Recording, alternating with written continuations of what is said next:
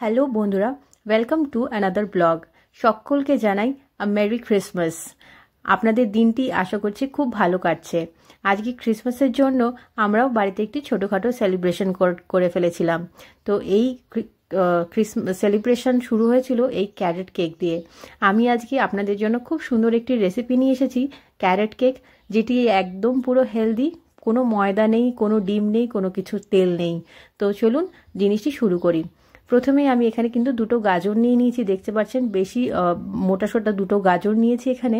তো গাজর দুটোকে আমি এখানে ছুলে নিচ্ছি। প্রথমে ছুলে নিয়ে তারপরে কিন্তু আমরা সেটাকে গ্রেট করে নেব। গ্রেট করব কোন দিক দিয়ে, যেটি একদম ছোট ছোট যে মিহি দিকটা হয় সেদিক দিয়ে আমরা কিন্তু গাজরগুলোকে গ্রেট করে নিয়েছি। আমি এখানে দুটোই গাজর নিয়েছিলাম, যেটা দেখিয়েছি বাস ওই দুটোই।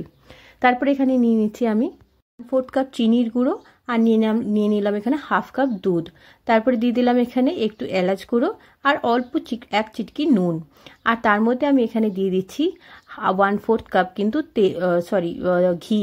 ঘিটাকে কিন্তু আমি ভালো করে গরম করে নিয়েছি, আর গরম করে ঠান্ডা হয়ে যাওয়ার পরে কিন্তু আমি এখানে অ্যাড করলাম। দেখুন কি সুন্দরভাবে এটাকে মিশিয়ে নিচ্ছি। আমরা কিন্তু এখানে কোনো এক্সট্রা তেল ব্যবহার করব না, আমি শুধু রেসিপিটা কিন্তু ঘি দিয়েই করছি। এবার দিয়ে দিলাম এখানে, আপনারা দেখতে পেলেন যে ভিনিগারের যে উপরের মুটকিটা থাকে, সেই মুটকি করে অতটা আমি ভিনিগার এখানে দিলাম।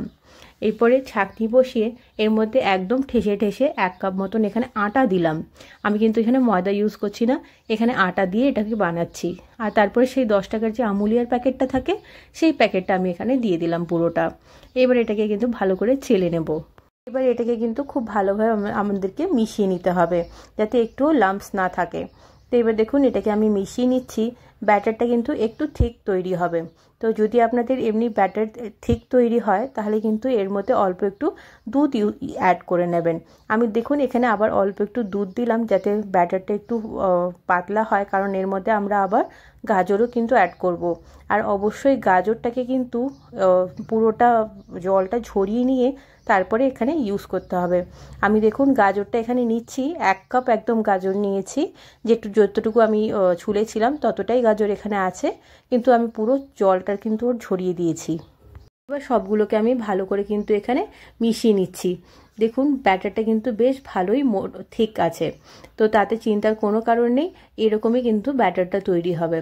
এরপর কিন্তু আমি এখানে আবার ছাঁকনি বসিয়ে এখানে আমি অ্যাড করে দেবো 1 চামচ বেকিং পাউডার, আর দিয়ে দিলাম অল্প একটু বেকিং সোডা। পরিমাণটা আপনারা দেখতেই পারলেন যে অতটুকু ছোট চামচের মধ্যে আমি কতটা দিয়েছি। এবার এটাকে যাতে ভালোভাবে মিশে যায়, তার জন্য আমি এখানে 1 চামচ মতন প্রথমে দুধ দিলাম, আর তারপরে 1/2 চামচ মতন আর একটু দুধ দিয়ে জিনিসটিকে আমি ভালোভাবে মিশিয়ে নেব।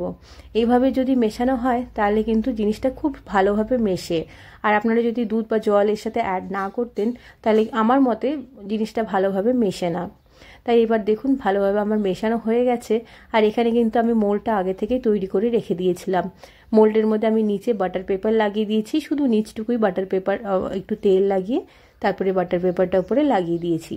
এবার বাটিটাকে ভালো করে ট্যাপ করে নেব, যাতে একটু উঁচু নিচু না হয়ে থাকে, পুরোটা যেন প্লেন তৈরি হয়। ওই জন্য কিন্তু এখানে আমি বাটিটা ট্যাপ করে নিচ্ছি। আর ব্যাটার যতটা আপনারা মনে হয় ততটাই আপনারা এখানে কিন্তু দেবেন। দেখুন আমার এবার একদম দেওয়া হয়ে গেছে। এবার উপর থেকে হালকা একটু গার্নিশ করে দিচ্ছি। আমার কাছে কাটা ড্রাই ফ্রুটস ছিল কিছু, তো আমি সেগুলোই উপর থেকে একটু গার্নিশ করে দিলাম।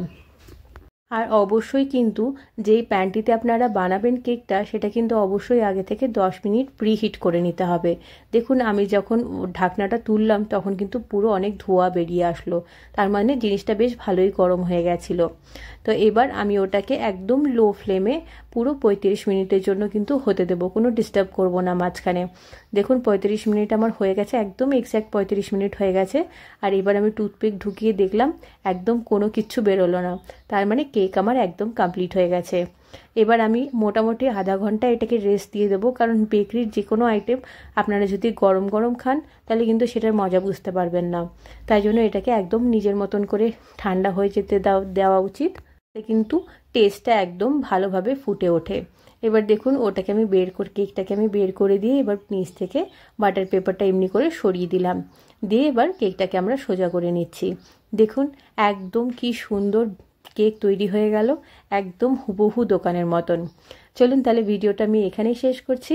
যদি আপনাদের ভিডিওটি ভালো লেগে থাকে তাহলে প্লিজ লাইক, কমেন্ট আর সাবস্ক্রাইব করে নেবেন। ধন্যবাদ।